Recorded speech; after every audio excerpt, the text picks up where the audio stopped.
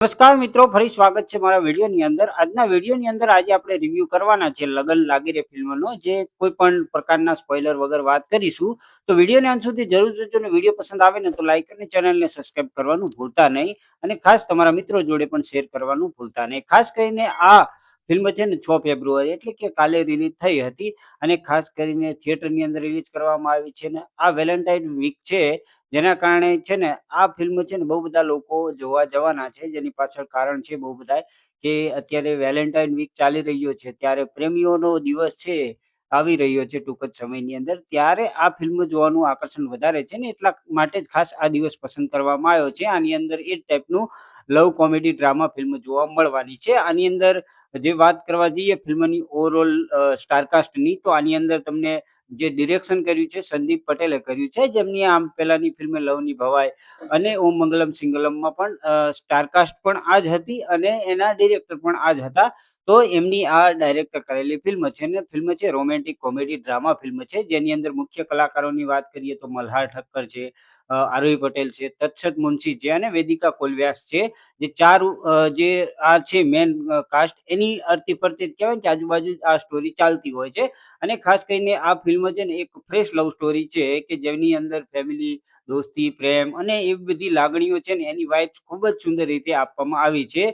અને ખાસ કરીને આ લવ સ્ટોરી છે એની અંદર એક એવી પણ કાસ્ટ છે, કે મતલબ કહેવાય કે એક એવું પણ પાત્ર છે કે જે બે મિત્રો છે, ખાસ કરીને બે એવા માણસો છે કે જે એકબીજાની આ લવ સ્ટોરીને અનસક્સેસફુલ કરવા માટે મથી રહ્યા છે.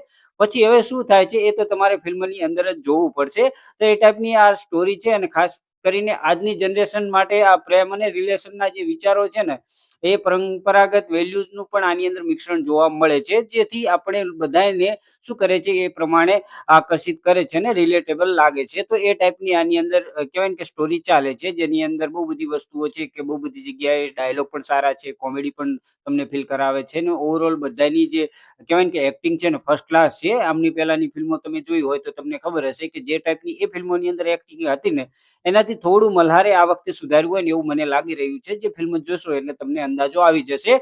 ઓવરઓલ મલ્હાર ઠાકર હંમેશાની જેમ ચાર્મિંગ અને ઇમોશનલ રોલમાં ફિટ બેસે છે, એ તો આપણને બધાને ખબર છે કે એમની જે એક્ટિંગ છે એ એકદમ જ સારી પણ દેખાય છે. અને ખાસ કરીને વાયા કહેવાય ને કે વંદે ભારત વાયા યુએસએમાં જે એક્ટિંગ જોવા મળી હતી એના કરતાં તો ખૂબ જ સરસ એક્ટિંગ આની અંદર તમને જોવા મળવાની છે. આરોહી પટેલ જે નેચરલ અને હાર્ટ વોર્મિંગ જે કહેવાય ને કે પરફોર્મન્સ આપ્યું છે આની અંદર, પણ તત્સત મુનશી કોમેડી અને ઇમોશન બંનેમાં બેલેન્સ જાળવી રાખે છે, ને જેમને ખૂબ સરસ કાર્ય કર્યું છે. ને મેન જોવા જઈએ ને સૌથી વધારે સારું કામ તમને છે ને આરોહી પટેલનું ગમશે, કારણ કે એની જ આજુબાજુની આ આખી સ્ટોરી ચાલતી હોય છે. ત્રણેયની કેમિસ્ટ્રી ખૂબ જ જોરદાર અને જોવાલાયક તો જરૂર છે.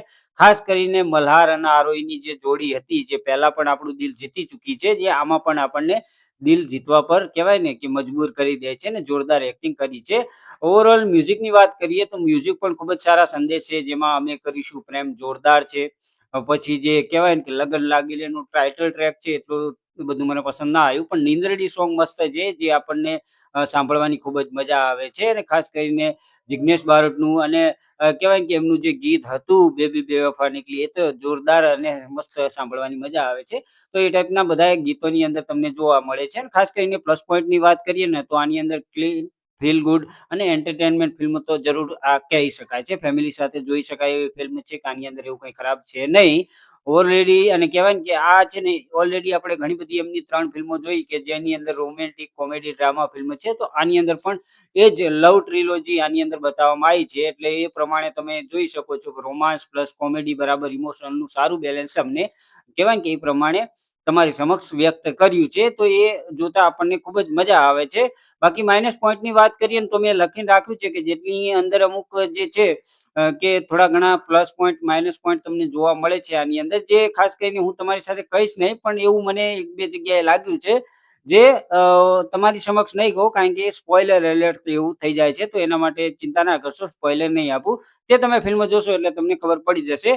ખાસ કરીને આ ફિલ્મને જે 3.5 હું રેટિંગ આપું છું. જે ખાસ કરીને એક વખત તો જરૂર જોવાલાયક છે અને દરેક પ્રેમી પંખીડા માટે તો આ મસ્ટ વોચ ફિલ્મ થઈ જવાની છે.